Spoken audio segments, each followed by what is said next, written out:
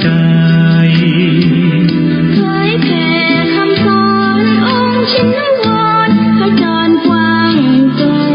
ข่าวสารงานบุญที่ใด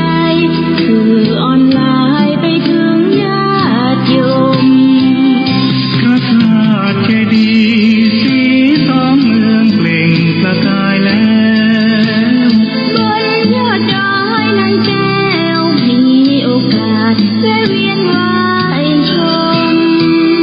จำลองจากดอยสุเทพดอยทุ่งผู้ธาตุบรมพลังแรงใจญาติโยมร่วมสร้างสมทันบารมีสีขาวคลื่นทางนำพาความสุขพระเนรที่ทางคลายทุกข์เกิดปิติสุขให้ทุกทินทีเปิดฟังธรรมะพระจัดรายการหลายคลื่นความร่วมสร้างมหาทานบารมีพระธาตุเจดีย์สีทองเมื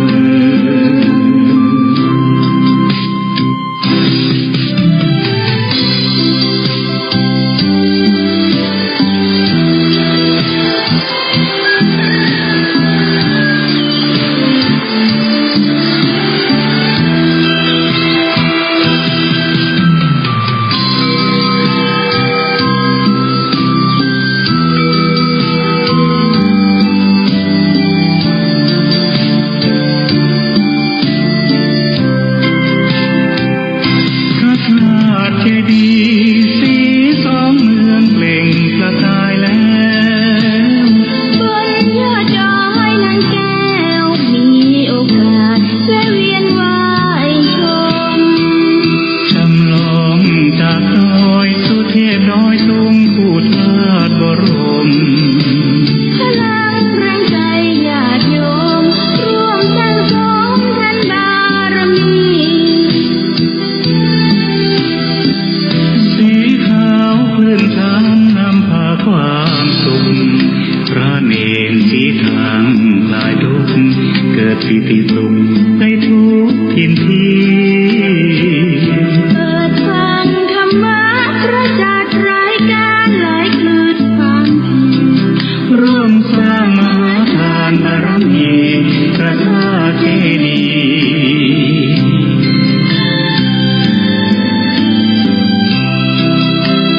สีทองเมื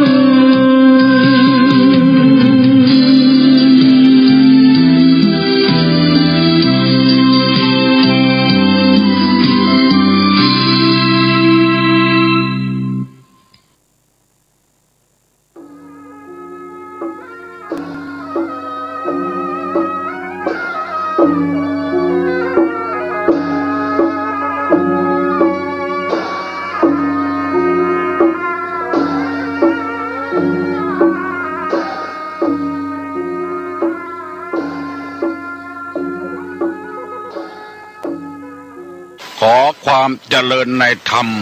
และความผาสุกทางใจ จงได้มาบังเกิดมีแก่ท่านสาธุชนคนดีผู้เจริญในศีลในธรรมทุกท่านพร้อมกันนี้ขอยกมือ10 นิ้วกราบอาราธนาเอาคุณพระพุทธเจ้าคุณพระธรรมพระสงฆ์คุณพ่อคุณแม่คุณครูบาอาจารย์ผู้ประสิทธิ์ประสาทวิชาความรู้บุญศีลบุญทานสิ่งศักดิ์สิทธิ์ทั้งหลายอันมีพระสยามเทวาธิราชพระบรมธาตุดอยสุเทพและครูบาเจ้าศรีวิจัยเป็นต้นขอได้โปรดมาอภิบาลปกปักรักษาพระสงฆ์พระเจ้าพระเนนเถนน้อยและท่านผู้รับฟังรายการทุกคนทุกท่านเพื่อปากันมีความสุขกายสุขใจเหมือนกันทุกตนทุกองค์ทุกผู้ทุกคนตลอดกาลนานมาแถมแล้วเนอเสียงก้องเสียงกองเสียงมองต่ำเข้าเสียงตุเจ้าเทศนาธรรมมาเยี่ยมมาใจท่านสาธุชนคนดีทั้งหลายถึงบ้านถึงจองเพื่อเอาธรรมะ แบบรากหญ้าแบบธรรมดามาฮือพ่อแม่พี่น้องทั้งหลายฟังก่อนที่จะได้ฟังนี้ขอเชิญชวนมวลพุทธบริษัททั้งหลายไหว้พระเหมือนกับนักมวยไหว้ครูระลึกถึงครูบาอาจารย์ก่อนผู้ที่ไปแสวงหาสัจธรรมสี่อสงไขยปลายแสนมหากัปและ10 ญาติปางสุดท้ายได้เกิดมาเป็นพญาเวสสันตละตาลเข้าของทรัพย์สมบัติสละบัลลังก์ไปบวชเป็นพระฤาษีตาลเมียตาลลูกบำเพ็ญขนาดหนักจนได้ตรัสรู้เฮาไหว้ครูบาอาจารย์เนี่ยก่อนเนออาลังหังสัมมาสัมพุทโธภควาพุทธังภควันตังอภิวาเทมิกราบสวากขาโตภควตาธัมโมธัมมังนัมสสามิกราบสุปฏิปันโนภควโตสาวกสังโฆสังฆังนะมามิกราบหันทัพไมยังพุทธัสสะภควโตบุพาภะคณะมะกะลังกะโลมาเสนะโมตัสสะภควโตอะระหะโตสัมมาสัมพุทธัสสะนะโมตัสสะภควโตอะระหะโตสัมมาสัมพุทธัสสะนะโมตัสสะภควโตอะระหะโตสัมมาสัมพุทธัสสะพุทธังสรณังกัจฉามิธัมมังสรณังกัจฉามิสังฆังสรณังกัจฉามิตุติยัมปิพุทธังสรณังกัจฉามิตุติยัมปิธัมมังสรณังกัจฉามิตุติยัมปิสังฆังสรณังกัจฉามิตติยัมปิพุทธังสรณังกัจฉามิตติยัมปิธัมมังสรณังกัจฉามิตติยัมปิสังฆังสรณังกัจฉามิอิติปิโสภะคะวาอะระหังสัมมาสัมพุทโธวิชชาจรณะสัมปันโนสุขโตโลกาวิทูอนุตตโลปุริสาธัมมสารถิสัทธาเตวะมนุสสานังพุทโธภควาติสวากขาโต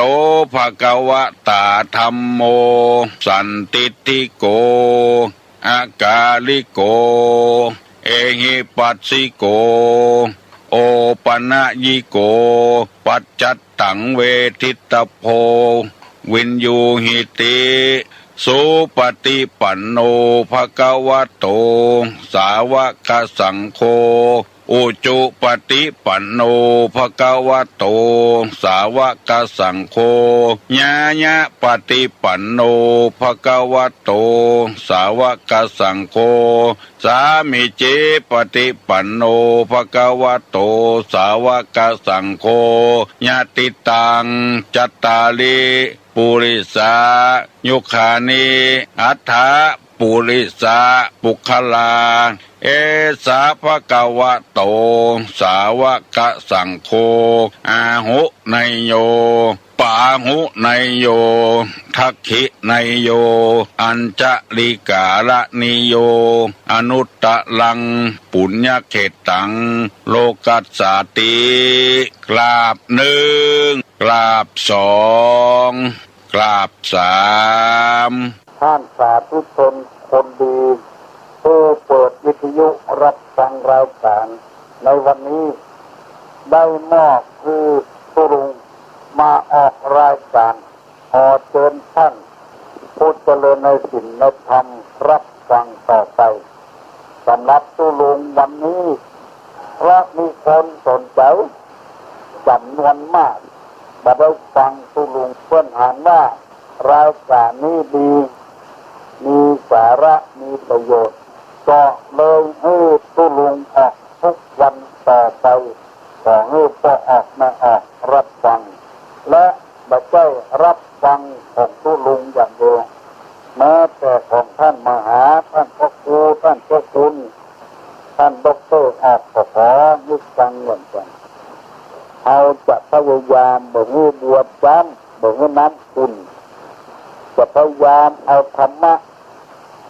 คำสั่งสอนในทางพระพุทธศาสนา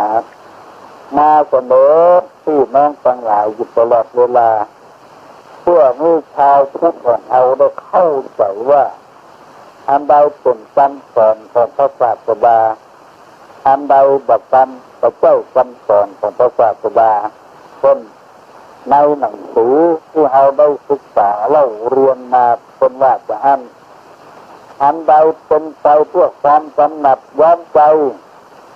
อันนั้นพระเจ้าคำสอนของพระศาสดา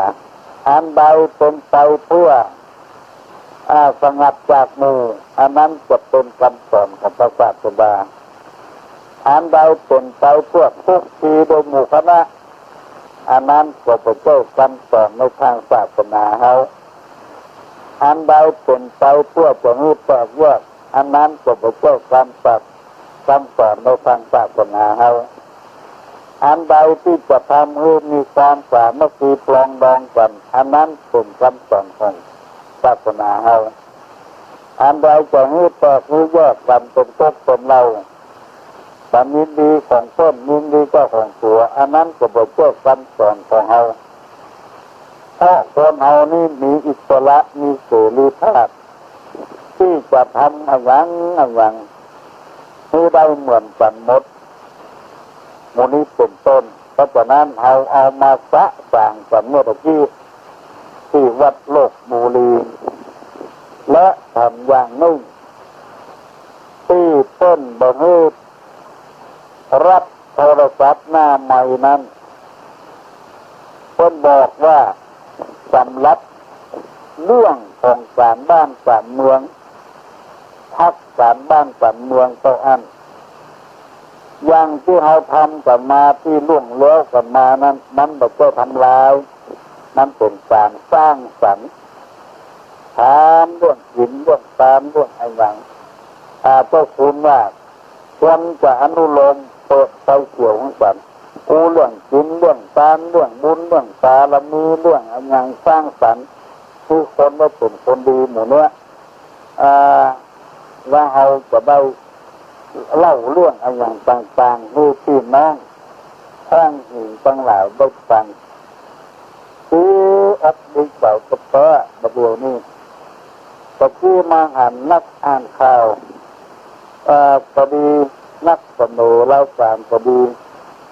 ที่มาพระสุมจุ่มนมกันที่วัดโลกนาลีจะมีคนเฒ่าคนแก่ว่าบักเกิน3 คนหมู่นั้นเป็นคนหนุ่มคนสั่นทั้งนั้นแสดงว่าคนหนุ่มคนสั่นเนี่ยสนใจในการอาบน้ำฟังธรรมในการเสนอธรรมะของพระสงฆ์พระเจ้าสนใจอย่างนี้เขาก็เป็นที่อุ่นใจสักน้อยเพราะคนเฮานั้นสนใจในการฟังธรรมะธรรมโมแล้วมันแบบก็ล้ากันไหนยิ่งฟังธรรมได้นักต่อใดยิ่งตันสมัยต่ออันคือคนนี่มันตันคนเต่าขอย้อนไปถึงเมื่อตะคืนนี้ตุลุงมีโอกาสได้ไปร่วมกับพี่น้องชาวตำบลสันติเสื้ออำเภอเมืองสันติเสื้อนี่เป็นมดสันมีเจ้าหมู่บ้านแล้วก็มีวัดอยู่ประมาณสัก5-6 วัดรู้สึกว่าทุกเจ้าในตำบลสันติเสื้อนี่เอางานดีจัดมีการอบรมประชาชนประจำตำบลเรียกว่าต่อขึ้นตั้งแต่วัดปะควายเหนือล่องมาปะควายใต้วัดหลวงวัดตาบัววัดตาลุกวัดสันตาวต้นตอกไล่อบรมกันมาแล้ววันสุดท้ายมาปิดที่ลานธรรมได้สาบารมีพระพุทธรูปเจ้าต่างประธานพรเมื่อตะคืนนี้ ตกสุยแต่บรรนักหนาตาตั้งศรัทธาตาโลกตั้งหลายบรรยามหนีมาเลยตาสัมอยู่ตั้งแต่ต้นราวกลางจนจบราวกลางเป็นต้นว่าใกล้พระรับศีลอาบน้ำฟังธรรมเจอวัตถุมงคลเจอมอบพุทธเกียรติบัตรมอบรางวัลในการตอบปัญหาธรรมะอยู่ด้วยกันมีนายกองค์การบริหารส่วนจังหวัดคือพ่อนายธวัชวงศ์จัดแม่นายกิ่งการณเชียงใหม่พร้อมกับโดยท่านทุกพงศ์นายอำเภอเมืองนาตุนสักขีพยานตอนในตำบลสันติเสื้อนี้ประกอบไปด้วยธรรมะเรียกว่าโสวัตสตาความเป็นผู้ว่าง่ายสอนง่ายแต่ว่าผู้นั้นจะเป็นผู้หลวงเป็นกำนันจะเป็นสมาชิกองค์การบริหารส่วนตำบลที่เฮาอ้างแต่ว่าสอบต.หรือจะเป็นประธานสภาเป็นปลัดองค์การบริหารเป็นนายกเป็นรองนายกเป็นสมาชิกตลอดถึงต้นหนามต้นน้อยตัวอุ้ยแม่อุ้ยมาร่วมกันหมดเป็นละเอกละอ่อนครูบาอาจารย์กับตากันมาเป็นที่น่าภาคภูมิใจดีใจที่คนเอาสนใจธรรมะกันมากขึ้นเพราะมีความเข้าใจเรื่องศีลเรื่องธรรมที่พระเจ้าพระนายจนออกวิทยุตรงวันที่ต้นนำมาเสนอให้พี่น้องทั้งหลายฟังว่าศีลธรรมนี่มันเป็นอาหารทั้งจิตทั้งใจอาหารที่บดีเขากินเข้าไปมันก็ทำให้ท้องเสียทำให้สุขภาพเสื่อมโทรมได้เรื่องอะไรที่มันบูดที่มันบดีเขาก็บอกเอาเข้าในหูแล้วบอกเอาเข้ามาพัวพันในทางจิตตั้งใจเพราะมันจะทำให้จิตใจเขาวันไหววิตกจิตใจเสียเขาฟังก็ของดีต้อนของดีเข้าในคอมพิวเตอร์เข้าในโรงงานจิตใจว่าเขาจะได้เป็นคนดีจะได้คนดีมาอยู่ตัวเขาได้ผัวที่ดีมาอยู่กับบ้านกับสองได้เมียที่ดีมาอยู่กับหอกกับเฮือนได้ลูกที่ดีบ่หาบ่ขาดมาเป็นลูกเป็นเต้าของเขาว่านอนสอนง่ายได้ตัวเจ้าพนายที่ดีๆมุ่งหน้าบำเพ็ญประโยชน์เพื่อสังคมเพื่อศาสนามาอยู่กับพ่อออกแม่ออกได้กินได้ตามตัวเจ้าก็ได้ศรัทธาดีมันกินมันตานมันช่วยเหลือตัวตายทางพระพุทธศาสนาถ้าอันใดมันดีกับประตกประเทืองแล้วปัญหาเนี่ยมันเกิดขึ้นเหมือนกับเครื่องยนต์ที่มันไปไหนได้มาไหนได้ตันอกตันใจเพราะเครื่องมันดีถ้าเครื่องมันรวนกว่าแล้วต้นพอรับแล้วเอาเงินมาได้ถึงบ้านตัวนั้นบัดตันอกตันใจทุกเจ้าพนายมีพระเดชพระคุณท่านเจ้าคุณเบอร์สุเทพเป็นต้นได้ไฟเขียวให้มือเอาช่วยกันสนุสนอมนำเอาพระธรรมคำสั่งสอนที่มีสาระมีประโยชน์ในทางพระพุทธศาสนามาเล่าให้พี่น้องทั้งหลายฟังมาเสนอมาบรรยายให้ท่านผู้ฟังทั้งหลายได้มีความเข้าอกเข้าใจเรื่องศีลเรื่องธรรมต่อไปนี่คนเอาก็บอกหัวละเรื่องวัดเรื่องวาบอกหัวแล้วศ ศรัทธาก็บอกกลัวทุกเจ้าก็บอกกลัวศรัทธาต่างคนต่างจะตนุตนอมซึ่งกันและกันตามปกติที่ผ่านมานั้นมันกลัวกันจะเข้าวัดเข้าวาก็กลัวเข้าผิดกลัวคนตักคนตอก็เลยจะเข้ากันก็มีหรือบางอย่างอ้างก็อ้างการอ้างงานก็มีทั้งตัวเอาของโง่อยู่เวลาเพิ่นประชุมอ้างนั่นอ้างนี่อ้างยศสมเย็นอุ่นอ้างแบบสบายเวลาเพิ่นจะได้สตางค์นี่มาอ้างแล้วเวลาประชุมแบบนี้ว่าอ้างแบบสบายความดันขึ้นบ้องอย่างขึ้นบ้องเวลาเพิ่นนิมนต์ไปฮับกินนับตาลไปแต่อ้างความดันขึ้นก็อย่างมาเดียวนี้ตู้เจ้าของเอานี้บอกให้มีละเพราะงูธรรมะธรรมโมกันสัตนักเป็นที่น่ายินดีปรีดากับนักกับโยมทั้งหลายที่ก็แสดงความคิดความหันอย่างออกมามันถูกต้องวันนี้หลังจากที่ตุลุงเล่าตำโบราณไปแล้วสัก30 กว่านาทีตุลุงจะเปิดโอกาสให้พี่น้องทั้งหลายถามโน้ถามธรรมะเยี่ยมมาฮันโน้เยี่ยมมาฮันแต่บอกให้เกินเวลาโน้ทางราชการต้นกำหนดเวลาให้ย่างก่อน3 นาทีหรือ5 นาทีเพื่อราวสารมาจะได้สืบขอให้พี่น้องฟังตำกันโน้ที่ล่วงแล้วมานี่ต้นเดือดกันว่าล้ำเวลากันตุลุงนะจะต้นเหตุ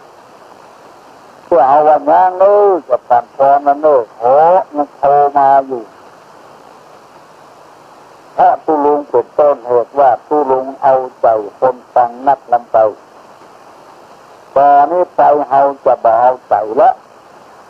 พอเวลาเหลือสัก5 นาที3 นาทีเขาจะย่างละจะปันสินปันฟอนละบอกให้เลยไปแล้วขอให้ผู้ฟังทั้งหลาย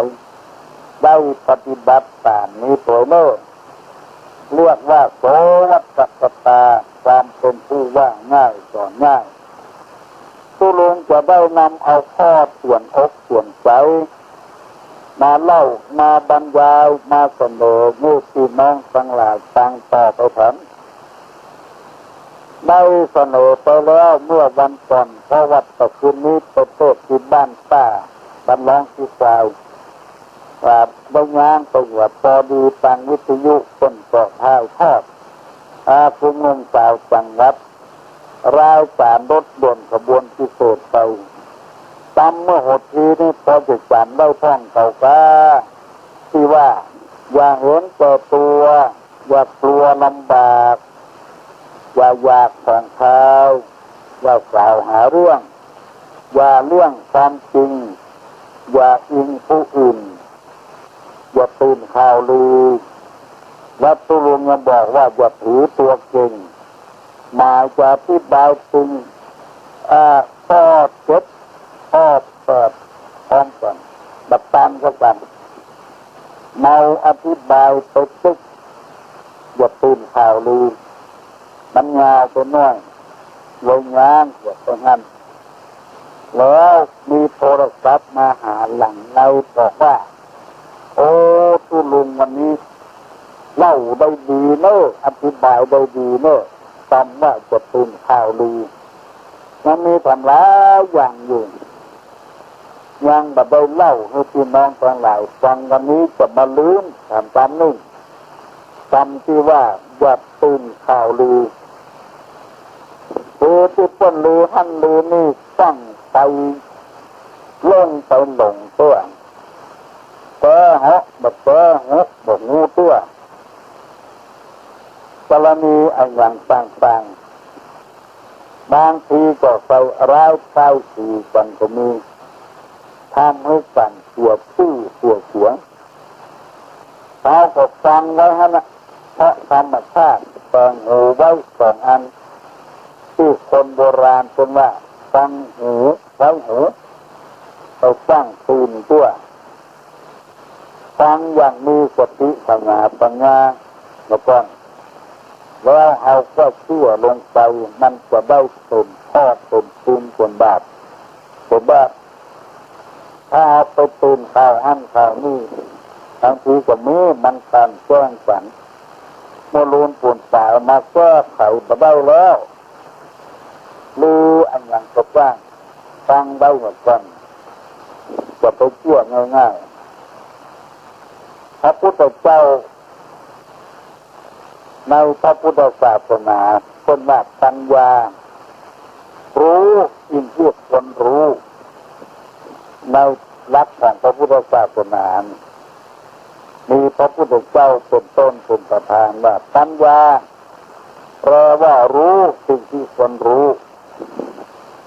อันใดบอกควรหูก็จะไปหูมันอันใดที่มันเป็นข่าวเล่าข่าวลือก็จะไปหูมันทำเป็นหมูเหรอเชื่อเขาฟังยับมันเคยได้ยินว่าเขาบอกว่ามันเคยได้ยินแต่ว่าก่อนไปเอาตัวคนเคยก่อนก็ได้ยินว่าถ้าแบบคนเจ้าเหรอเพราะว่าเงาเจ้าเขานี่เอาไอ้อย่างมาบรรทุกไว้นักเข้ามันก็ล้มละลายอย่างที่ตัวเจ้าพนาต้นออกวิทยุว่าธรรมะนี่แบบเป็นคิดแบบเป็นเท้ากระเถายิ่งปฏิบัติเท่าใดยิ่งไม่ผลเท่าอันบางคนไปนั่งปฏิบัติเป็นบ้าเป็นก็มีเพราะเหตุว่ามีความสงสัยเอานักลำไปเอาแบบเนี้ยตามที่พุทธประวัติว่าพระพุทธเจ้าปฏิบัติตามหลักของมัชฌิมปฏิปทาเดินสายกลางเนี่ยเอาไปเดินสายกลางเอาเข่งมันนั่งไปจนไปกินน้ำกินข้าวนั่งบันฟัดหัวมันตื่นขึ้นมากับโลดเป็นบ้ากรรมฐานตัวก็มีความจริงพูดถึงกรรมฐานนี่ธรรมะนี่แบบนี้คิดมันมีเท่ากระเถาแต่เป็นโลกจิตโลกอย่างสว่างลองสังเกตพอที่ต้นมีธรรมะที่นั่นคงถาวรต้นแบบเป็นบ้าเป็นวออย่างเล่งเมินก็เล่งดีต้นที่เป็นบ้าเป็นวอก็เพราะว่าก็มีมัชฌิมปฏิปทาต้นถึงกันไปแล้วก็ถามอย่างชอบเอาไปคนอื่นบุตรไปนั่งภาวนาหันไปอยู่กับหลวงปู่หัน7 วัน 8 วันอันนี้มันเข้าทำนองบ้าไปอย่างไรแบบต้องเอาไปให้เขาฟังเอาปฏิบัติกับปฏิบัติอย่างอ่านนั่งสมาธิการเดินจงกรมการถ้าจะสำหรับคนที่มันจดฟังได้คนที่ฟังแบบได้จดแบบว่าเขาจดฟังต้นเขาว่าเขาเป็นผีบ้าเป็นอย่างไร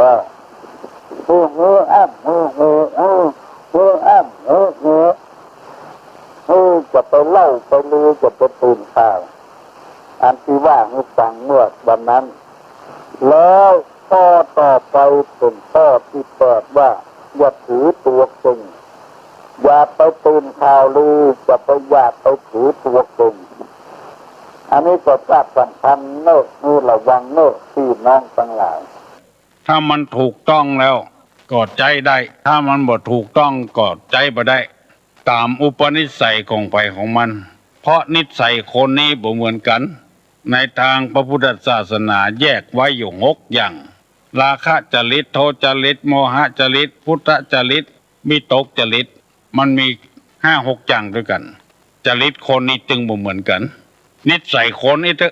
ง่ายๆบางคนก็มีราคะมีความกำหนัดบอกว่าปดใจไม่ยิงมีต่อเพศตรงกันข้ามยังก็เกิดทางบดีนะต่างลบในทางราคะโทสะก็มีความโกรธฟังอย่างน้อยหันอย่างน้อยก็มิ่งละโมหะมีความหลงมีพุทธจริตเชื่อง่ายมีความหูนักลงไปเชื่อไปง่ายๆวิตกจริตอย่างน้อยก็ตกอกตกใจ อันนี้เปิ้นแบ่งไว้เป็นอย่างเพราะฉะนั้นการฟังธรรมเจ้านี่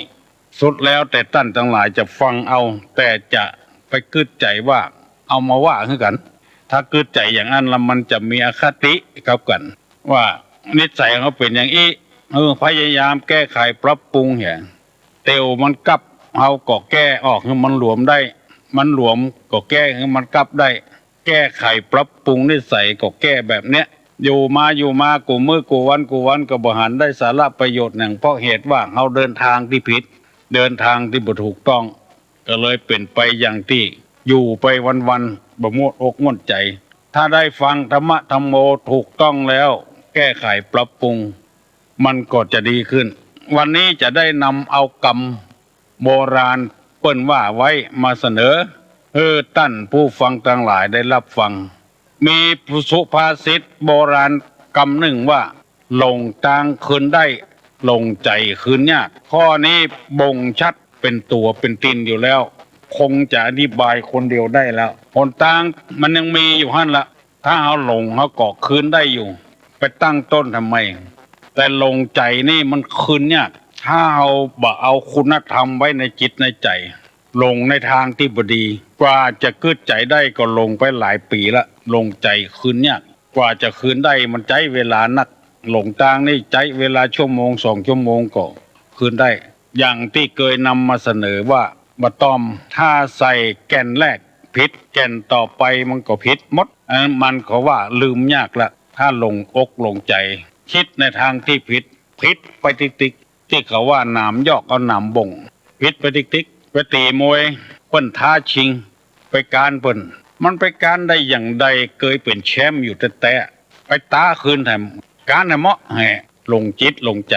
ขนาดเฮาเป็นแชมป์อยู่แต่เนี่ยเปิ้นยังเอาไปได้พอเปิ้นได้ไปแชมป์ไปแล้วเฮาปิกไปเอาคืนแถมมันเป็นเรื่องที่ยากควรที่จะซ้อมแล้วก็ไปชิงทำไมเอาคนอื่นทำไมปิกไปเอาคนเก่าอันนี้เป็นสุภาษิตของคนบักเก่าบักแก่เพิ่นว่าธรรมะนี่เป็นเรื่องเตือนทางจิตทางใจเมื่อเฮาหลงไปแล้วเฮาปิกคืนก็พยายามปิกคืนได้ถ้าบ่ไม่ไปตักไปเตือนก็ไปติ๊กๆไปใหญ่ติ๊กๆเจ็บไปติ๊กแสบไปติ๊กเวลานี้พระสงฆ์พระเจ้าทั้งหลายมีความรู้ความเข้าใจเรื่องธรรมะเป็นจำนวนมากจึงได้หงายเอาของที่คว่ำละไว้แต่เมินแต่นานมาแล้วที่เฮาเข้าใจผิดปิกขึ้นมาทำเพื่อให้พี่น้องทั้งหลายได้นำเอาธรรมะไปประพฤติปฏิบัติดังที่เฮาเคยได้ยินบ่อยๆว่าธรรมะก็คือธรรมชาติคือปิกขึ้นมาเป็นธรรมชาติอย่างเก่าอย่างเดิมอย่าไปหลงวิทยาศาสตร์นักล้ำไปคนเฮานี่เป็นธรรมชาติก็ต้องอยู่อย่างธรรมชาติบางทีเฮาอยู่อย่างบ่ธรรมชาติคือเป็นคนบ่ล่ำบ่โรยเท่าใดแล้วก็กินอยู่ไปไหนมาไหนนุ่งย่องอย่างคนร่ำคนรวยอันเนี้ยคือมันผิดธรรมชาติที่เพิ่นว่ากินเพื่อได้กินอย่างเปิ้นอย่าไปกินอย่างเปิ้น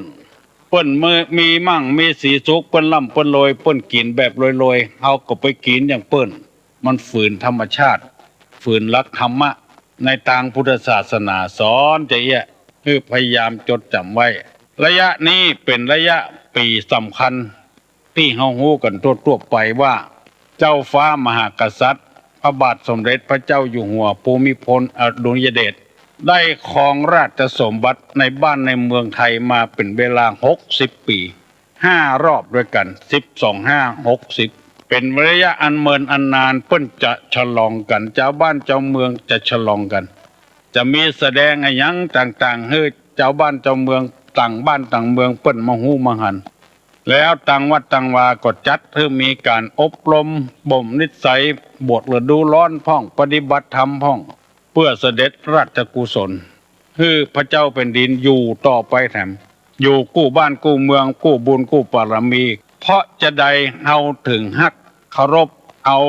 พระเจ้าแผ่นดินมาใส่ไว้ในหัวอกหัวใจเพราะเปิ้นอยู่ในคุณธรรมเรียกว่าทศรัตทัศธรรม10 ประการทศพิธธรรม10 ประการถ้าเปิ้นบ่ตั้งอยู่ในธรรมแล้วป่านนี้จะเป็นจังไดบ่ฮู้ทศพิธราชธรรม10 ประการมีอย่างพ้องตู้ลุงเคยนำเสนอให้พี่น้องทั้งหลายแล้วที่ ที่อธิบายมาได้2 ข้อละ1ทาน2รักษาศีลขอลืมถามน้อยหนึ่งว่าการตานของพระเจ้าแผ่นดินนี่บัดตานเงินบัดตานทองอย่างเอาอย่างอื่นคือเพราะว่าเป็นการตานแบบเฉลียวฉลาดบ่เหมือนคนเฮาธรรมดาคนธรรมดาในขายให้ขายนาแบ่งเงินให้ลูกให้เต้าแทนที่จะเอาไปซื้อให้ซื้อนาเหมือนพ่อเหมือนแม่บ่เอาแล้วเอาไปอย่างอื่นนี่ละที่เพิ่นนิยมชมชอบกันแปลงบ้านแปลงจองกาซื้อรถซื้อลากาหมู่นี้หู้อยู่ว่าซื้อมาแล้วมันจะบ่มีการงอกงามขึ้นเจริญขึ้นมีแต่เสี่ยงกับเสี่ยงแต่ในหลวงของเฮานี่ฮือแบบฉลาดคือเจ้าบ้านเจ้าเมืองที่เพิ่นว่าจะเอาป่าฮือก็เอาเบ็ดฮือถ้าเอาป่าฮือก็เอาไปกินไปปิ้งไปแกงแห่ก็หมดละถ้าเอาเบ็ดฮือจะได้กินป่าต่อไปแถมอยู่ในหลวงนี่ฮือแบบที่ว่าน่ะฮือเบ็ดบ่เอาป่าฮือไปเซาะกินคนเดียวเอาเจื้อพักเจื้อไม้ต่างๆต่างบ้านต่างเมืองมาฮือเอาพันงัวพันควายมาฮือพันหมูมาฮือที่มันเลี้ยงง่ายแล้วก็ขายคล่องมาฮือเจ้าบ้านเจ้าจองมีโครงการต่างๆอันนี้เรียกว่าฮือแบบฉลาดในธรรมมหาจาตุเวสสันดรก็อย่างเดียวกันก่อนที่พระเวสสันดรจะออกบ้านออกเมืองไปบวชเป็นพระฤาษีขอร้องกับพระเจ้าสันลีสนใจว่าขอให้ตราตานอย่างไหน700จ้าง700ม้า700งัว700ควาย700หมู700ไก่700เป็ด700ข้าวเปลือก700เงินคำนี่บ่ฮื้อเพื่อฮื้อเขาจะเอาอันเนี้ยเอางัวเอาควายเนี่ยไปงอกเงยขึ้นแถมหมู่กันอย่างกาฮื้อเจริญขึ้นพระเจ้าแผ่นดินเอาเป็นผู้ที่มีตาลดังที่กล่าวมาว่าอมิตรทานอภัยทานและธรรมทาน2พระเจ้าแผ่นดินมีศีล5ศีล8ศีล10พยายามรักษาศีลบ่ฮื้อผิดเพื่อเว้นจากสิ่งเหล่านี้เพราะฉะนั้นเฮาจึงเอาพระเจ้าแผ่นดินมาอยู่หัวใจของเฮาทุกคนไผมาว่าไผมาติมาเตียนในอย่าง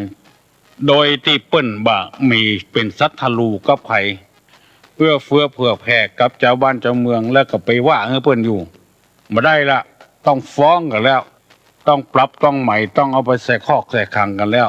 ปล่อยปะละเลยบ่ได้เขาจะกำเริบเสิบสารถ้าบ่มีจุดสำคัญนี่แล้วเฮาจะไปเคารพไผนับถือไผ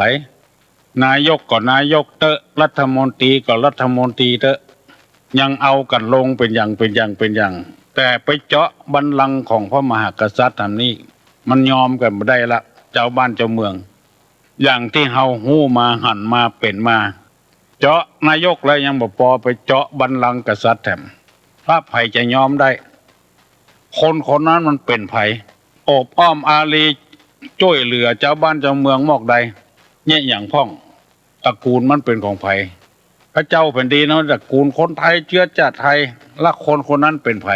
ถ้ายอมอยู่นี่ก็แสดงว่าบ้านเมืองบ่มั่นคงบ่ถาวรแล้วเอาของสูงมาลงที่ต่ำเอามาเล่นเอามาวิพากษ์วิจารณ์กันบ่ได้แล้วเพราะพระองค์มีศี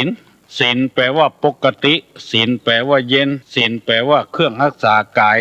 และปากเรียบร้อยบ่ผิดร้องคองเถียงไผ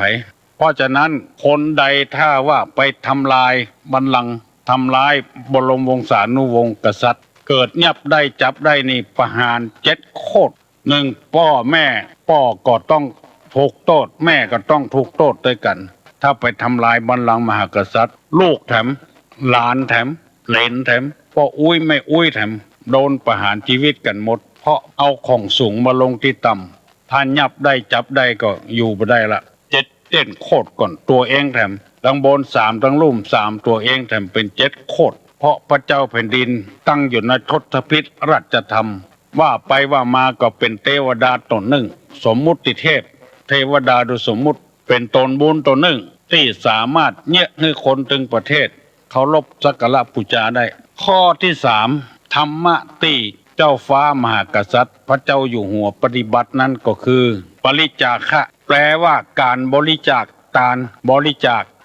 แจกพันงัวพันควายแจกพันหมูแจกพันเป็ดพันไก่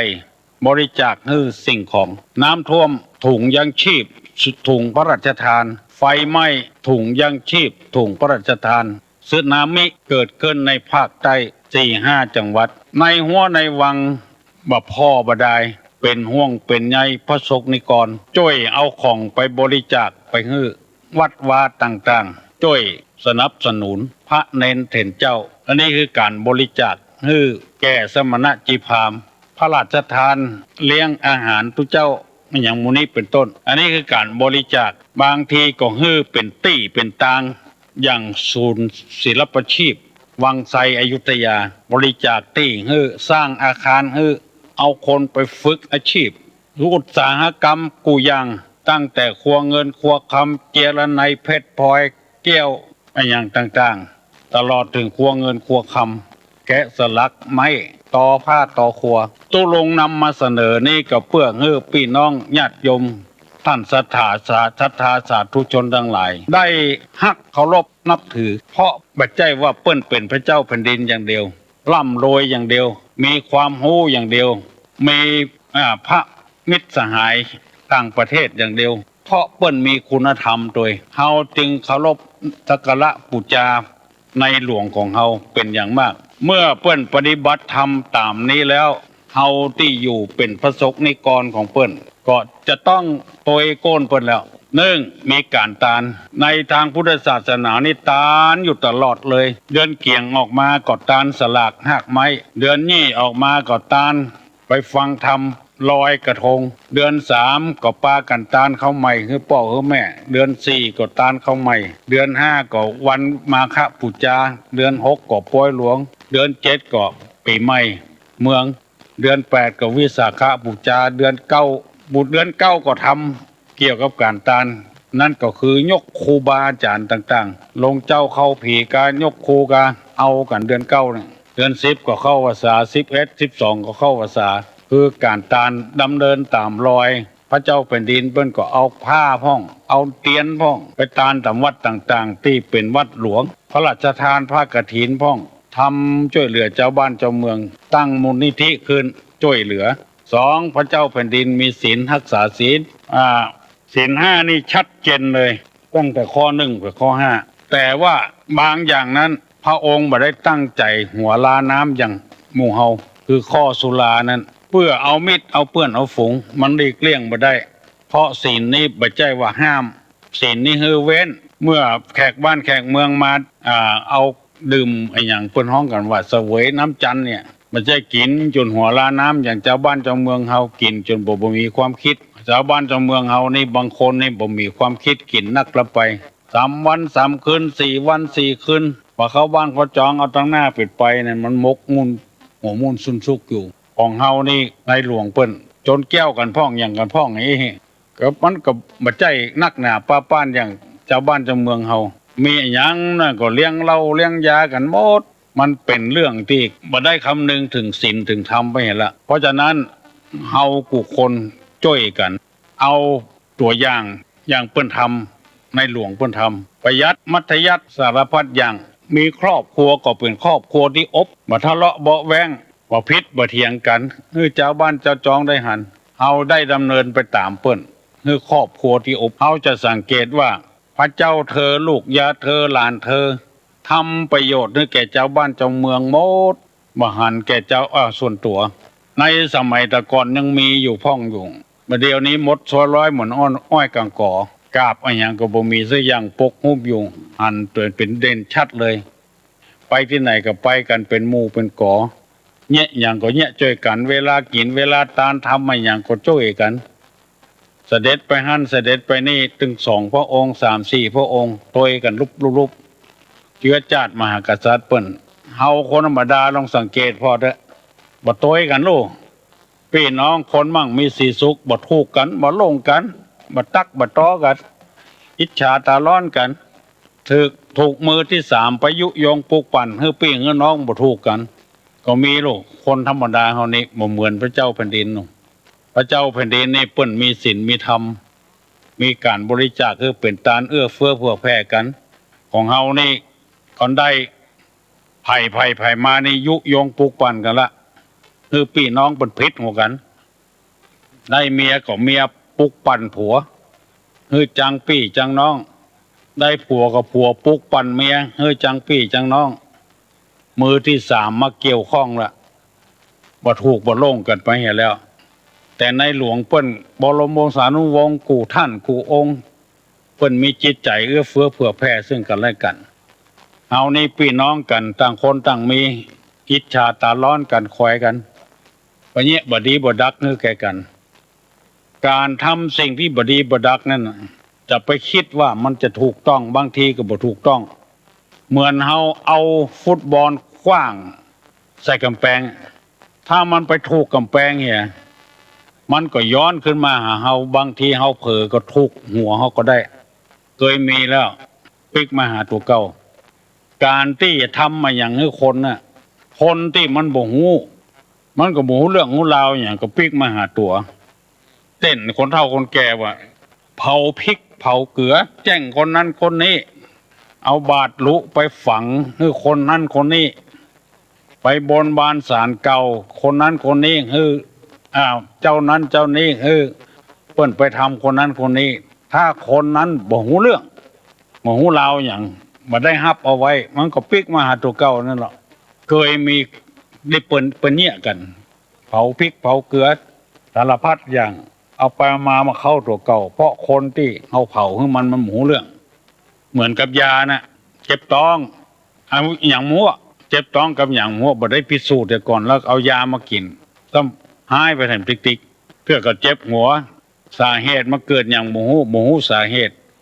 เอายาอย่างอื่นมากินก็เจ็บขึ้นไปแถมติ๊กปิกมาหาตัวเก่า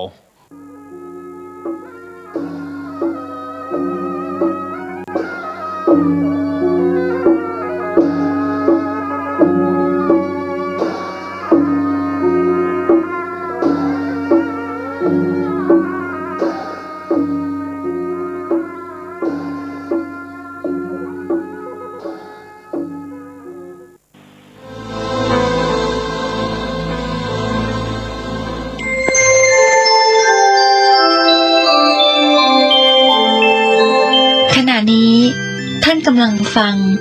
สถานีวิทยุกระจายเสียงพระพุทธศาสนา FM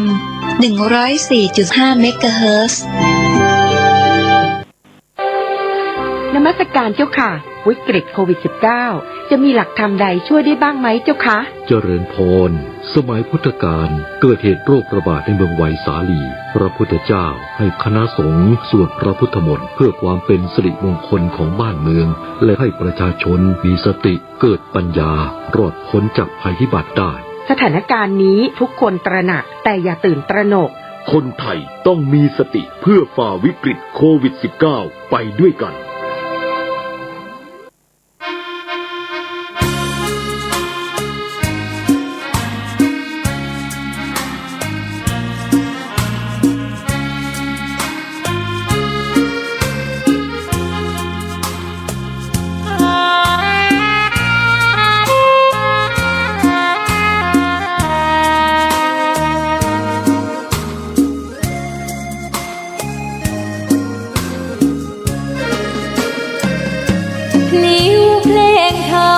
ถูกถ้อยคำเข้าถึงจิตใจ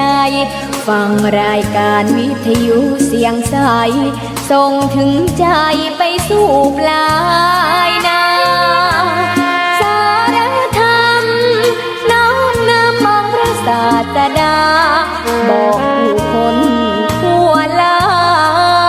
หันมาเข้าวัดฟังธรรมคลื่นเสียงนี้เป็นคลื่นธรรมะจากใจส่งถึงบ้านไกลบ้านไกลฟังได้สุขใจล้ำยามดึกดื่นค่ำคืนมีงานต้องทำเป็นคลื่นสารธรรมเน้นย้ำธรรมะเพื่อนใจเสียงคลื่นธรรมบอกหลักธรรมให้คลายความเหงา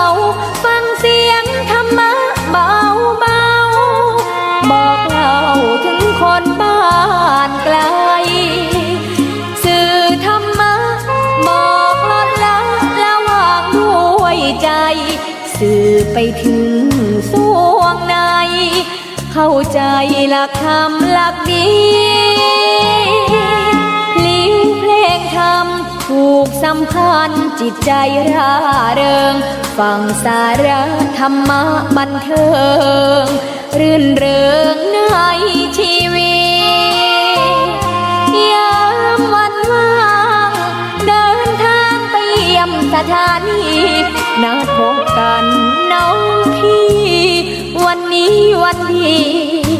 วันเสาร์สวดมนต์